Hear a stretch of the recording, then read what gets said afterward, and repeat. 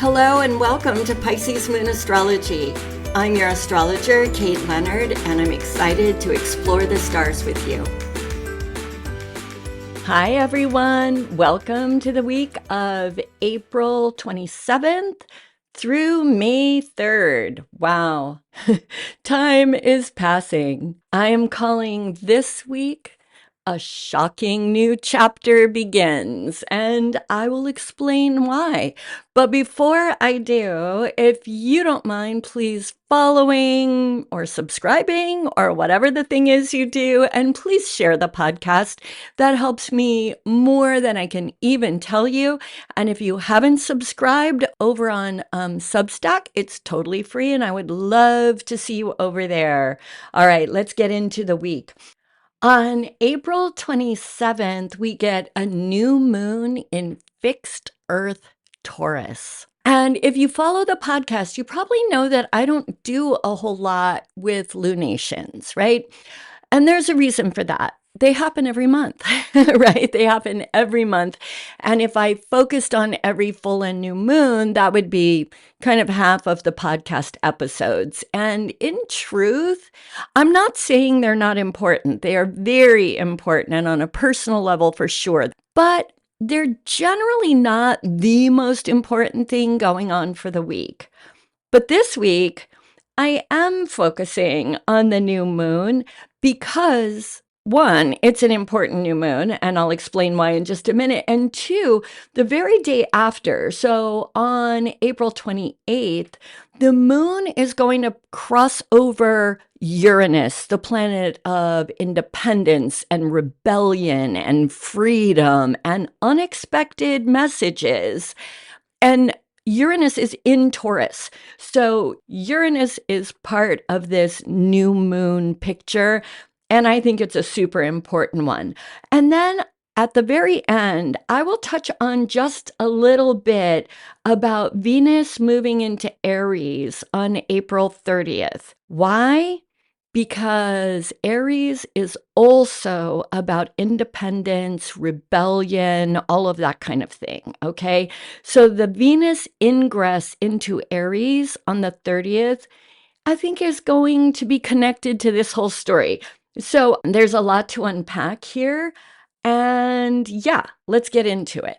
You know, I always like to give you some heads up rather, to other astrology that's going on that I'm not going to talk about, but just to make you aware of. On May 1st, we've got the North Node of the Moon, or as I like to call it, the North Node of Destiny, forming a sextile to Uranus. More rebellion in this week. I'm telling you, rebellion and independence. It's the story of the week. That's happening on May 1st. Happy May Day.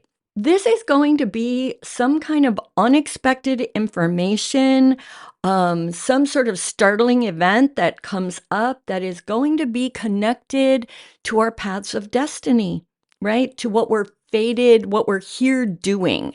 Now, a sextile is an angle of opportunity. So this is one of those ones, grab it or don't. If it's speaking to you and you jump on that energy, it will be a very, very good thing, I believe. That's what the North Node usually brings. And if you don't feel it or feel it but decide not to go for it, it's kind of a no harm, no foul, and it passes by. Okay.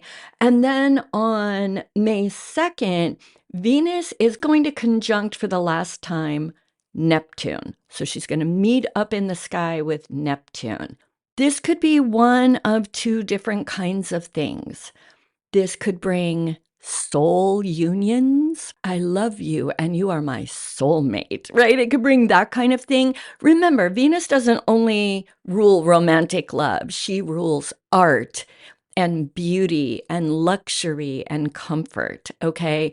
So depending on where this is falling in your chart, you have to figure out what it's going to mean for you. But, and this is a big but because you know I don't like Neptune if you follow me at all, it could also mean that in one of those Venus kinds of areas, especially love and all kinds of relationships, we're wearing rose-colored glasses. So what does that leave us with? If you feel like around the 2nd you have met your soulmate, whether that's your art project or the love of your life, or at least someone you think might be the love of your life, take it a little slowly. Make sure you're seeing clearly. Okay, that's all I got to say about all of that. Let's get into the new moon. Okay, first, let's remember what a new moon does, right? And for all of you who set your new moon intentions every month, you already know, but some people don't. So let me explain it. And for you people who set intentions, I want to remind you that if you align your attentions with the energy of that particular moon, you are much more likely to manifest in a super powerful way. Just saying, you probably already know that too, but I thought I should say it. So, new moons are beginnings, right? That's why they're new moons. It's the start of the lunar cycle, which takes about a month. But it's not just that. And that's what some people forget. What is happening on the new moon is we're getting that lunar reset.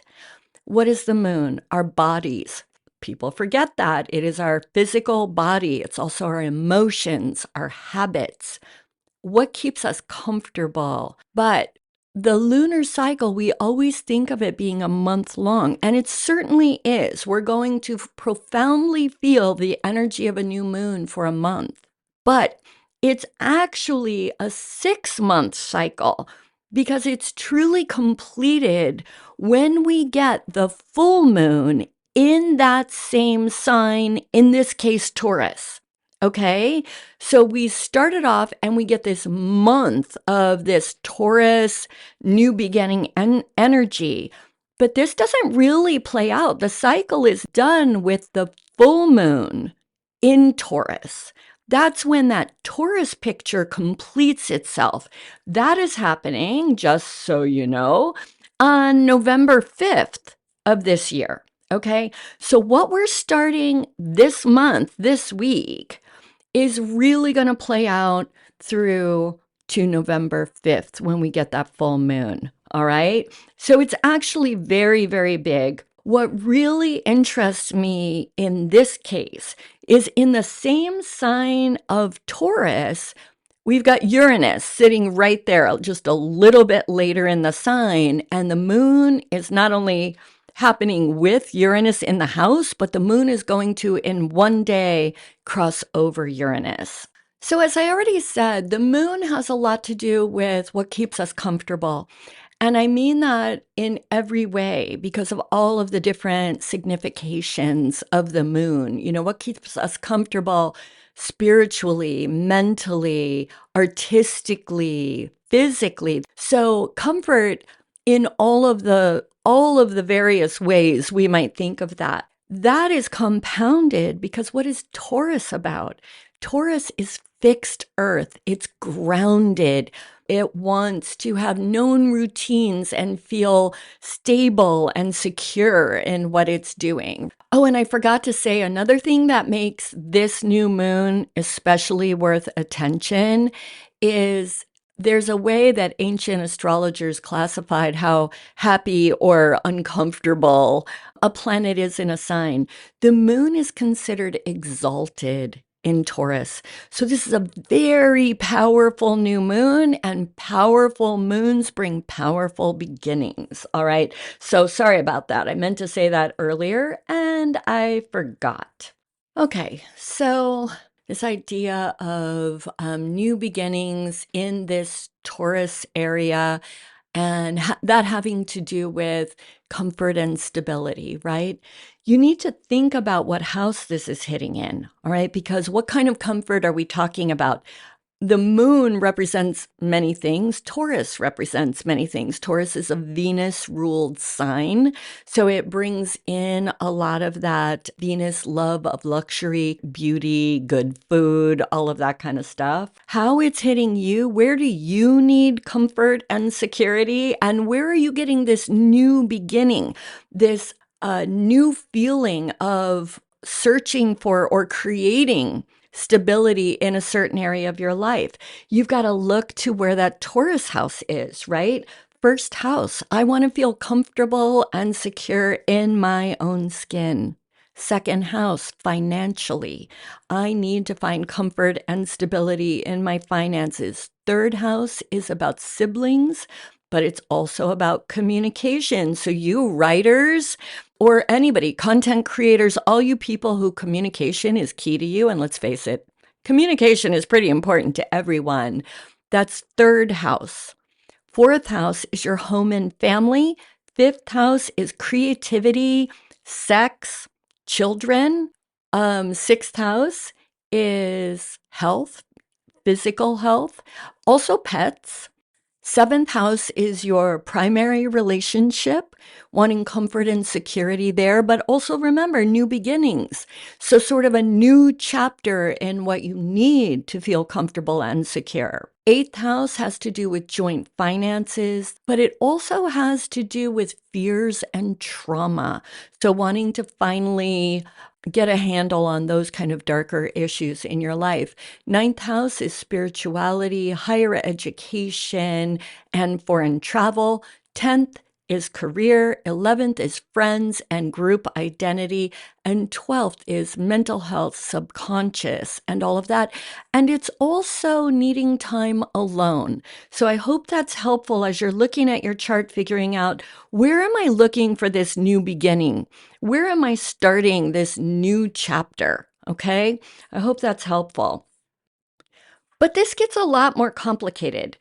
Uranus is already in the house. Uranus, the planet of rebellion, independence, marching to your own drummer, unexpected events, unexpected information, all of that. Uranus is already in the house where this new moon is happening.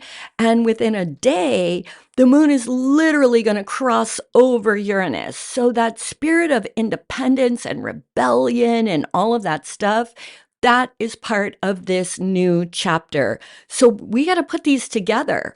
How do I rebelliously find comfort in my independence? In what ways do I need to stand up for myself, become more authentically who I am? This is a new chapter that involves getting comfortable and getting secure in your own unique expression.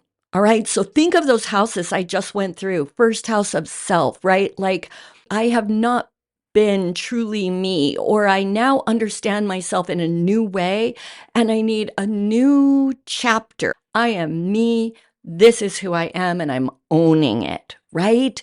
That's that whole, yes, comfort, yes, security, but secure in my rebellious spirit, my authentic self. So just apply that to each of the houses.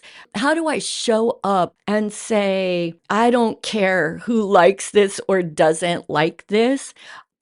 I'm thinking, in the family structure, right? It's like, y'all, this is who I am. This is how I want to show up in my family. And yeah, I'm going to do it. I'm making a new start. This is me. Apply it everywhere. Relationships will either grow and change or they will end because you need a new thing. Jobs, same thing. You're either going to grow in that job, it's going to change, you're going to bring this rebellious, new, creative, energized energy to it, or you'll quit that job and go get something better. You see what I'm saying? It's like, this is really, you are not going to keep me boxed in. Okay, so this month, the new chapter begins. But this is going to be something that is growing and evolving for like 6 months until that November 5th full moon. Think of it as a work in progress, but like this month is the big kaboom. This month is the big Uranus blast off. And then we will continue to grow and change and become more and more authentically who we are. That rebel spirit will mature and unfold over the next 6 months. So just know that you are going to be going through some stuff. I think this is so exciting. I think there's going to be a kind of, well, not a kind of, I think it's going to be radical. I think it's going to shake some stuff up. I think that this is really the beginning of a life-changing period for a lot of us. But I think it's good. Becoming more authentic. What's wrong with that? That's only good, right? Now, will other people all agree with us? No. No, they're not going to. Uranus is about rebellion, and so the people who build our cages are not the people who want us outside of our cages. And that can be ourselves. I'm not only pointing the finger out, especially if this is happening like in your first house or 12th house or whatever. Sometimes we're caging ourselves in because of what we feel we're supposed to be like, the way we think we're supposed to show up. So, there could be some disruption during this 6 months. There could be some people in our lives who aren't happy that we're tearing the walls down. But I think we're going to be happy that we're tearing the walls down. I'm loving this energy, honestly. I would love it if you guys would get in touch with me and let me know how it plays out for you, because I put that into my astrological database, in my brain.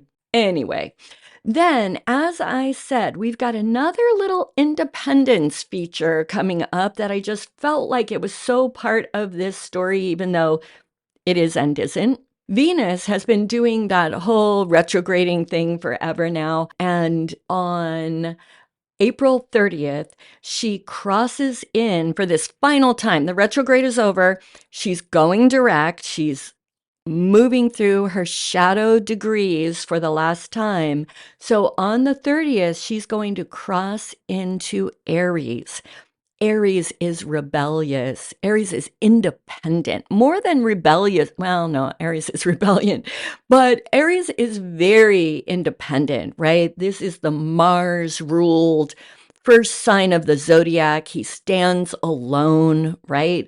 Venus, relationships, love, beauty, art, all that stuff is going to cross into the sign of independence, the sign of standing up for myself. This is coming right on the heels, right, of the new moon. The new moon has barely moved on, or rather the moon has barely moved on. And we get Venus showing us another, or giving us another indicator that independence is a big part of the story. So look at relationships and how you're showing up. How do you define a positive relationship? And I promise you, for those of us who are feeling this deeply, and I think that's going to be most of us, one of the things that we're going to recognize is that I value the relationships in which I show up as myself, and that relationship stays good, strong, and true